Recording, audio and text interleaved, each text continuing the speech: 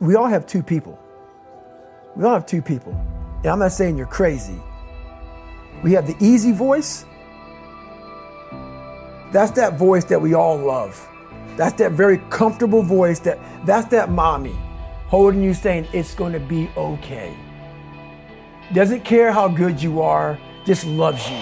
Just loves you no matter how messed up you are in life. So that's that one voice. This other voice that we walk very far away from is the voice saying, hey man, you ain't doing shit. So we try to get this voice out of our head completely. And we live over here in this land. So what you have to do first is turn up this voice over here. The voice saying things to you that aren't nice. That it's in our head saying, you know what, man, dude, you're not doing shit. I'm not saying to put yourself down. I'm saying listen to the truth. And the truth isn't in the 20%. The truth is in this other part of your brain saying, look, man, you're wasting a bunch of percentage here. We have 80 more percent that we're not tapping into, because in this other 80% is suffering, pain, failure, self-doubt, darkness, and then a whole bunch of light. But to get to this light, you gotta go through all of this. So a lot of us know that. I can get over here, but over here, man, this is much better, because I gotta go through this journey that is not fun. This from 20 to 100%, this shit in between is not fun. So we decide to live over here. So everybody goes, how do you do that? You know exactly how to do that. You know exactly, it's not a magic trick. There's nothing I talk about that's a magic trick. It's all back down to a very primitive mindset of we just have to do. It's like breathing. Breathing becomes normal. Like we don't know that we're doing it. That's how you have to live your life.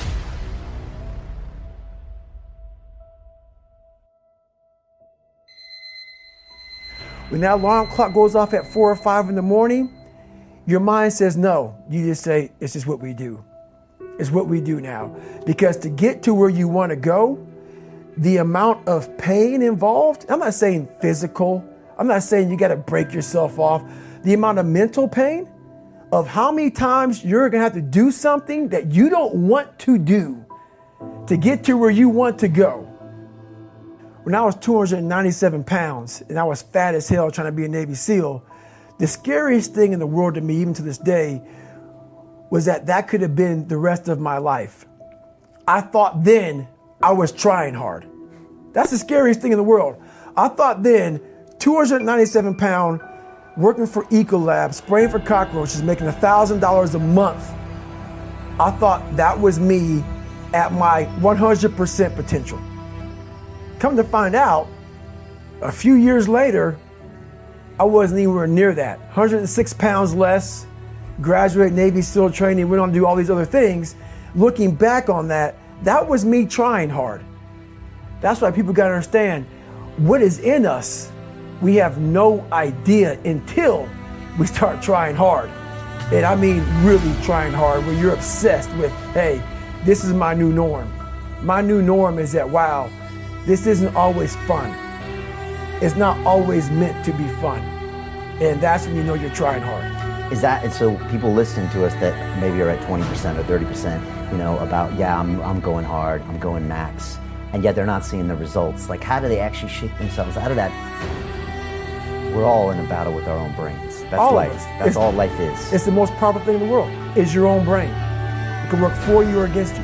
And as opposed to focusing on all those bad things that happened, all the things you didn't have, the people that called you names, all the stuff in Brazil again, and you start thinking, wait a second, I just visualized this, and now I can take it to the next level, because the visualization got you through the SEAL training. It did, and I was able to visualize the end.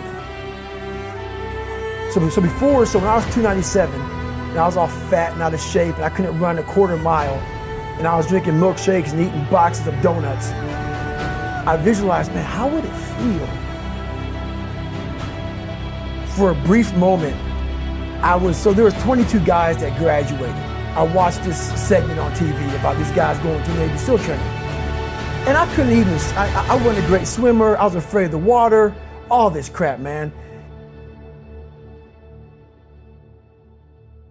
But at the very end, it says 22 guys. This commanding officer's up there and he gives this great speech. I was like, man, I wonder. So I started visualizing me being the 23rd guy in these dress whites, sitting there with these guys, getting that Navy SEAL, graduating this Navy SEAL training. I was like, God. So I put myself there. I was like, man, that's an amazing feeling. I put myself there at 297, not even able to do anything that these great men were doing. I said, man, if I could feel that would change my life. I could just feel that. It lasts for 1 second. You get that certificate, you walk across the stage, and what's next? But I didn't know that then. My mind was that I thought I lived in that moment forever. So I said, wow, man, if I could just feel like that. If I could feel like that. And what was that feeling you wanted so bad? Respect, No, accomplishment? victory. I wanted to win. Not like beat somebody else. It wasn't about that. I just wanted to go the distance. Everything in my life, when something got hard, I quit. If it was reading, that's where, I wasn't great at reading. I wasn't great at writing, so I just quit. I couldn't catch on as fast as you. I had to work harder than you, so I quit. I wasn't great at things, so I quit. I'm not good at this. Like, man, if I could just go that distance, that extra mile, to just go, just to finish. I want to finish. I want to feel victory. And victory for me wasn't winning, it was just finishing. So I said, you know what? If I could feel like these guys feel, it would change my life. But what I realized, the best feeling I had was when I was by myself trying to lose this weight. I had to lose it in literally less than 3 months. 106 pounds in less than 3 months.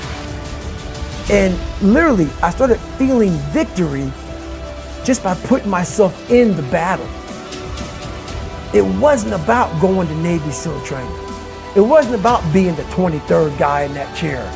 I started realizing, man, just by going to war with myself every day and putting these challenges and these goals and these obstacles, these insurmountable obstacles. So it wasn't about losing 106 pounds. Me losing 5 pounds was an accomplishment. Me losing 10 pounds and then 50 pounds. And then the more I did this, the more I gained confidence. And then the more I gained confidence, the more I realized these guys can't do what I'm doing right now. I had no coach, had no trainer, had no money. I didn't know how to lose weight. I had no knowledge of what I was doing. I was just working. I was just sacrificing. And then through that, all these different tools started coming up. But I would have never found these tools if I didn't put myself in a very uncomfortable place. We all look for toughness. We all want it, but we look for it in a comfortable environment.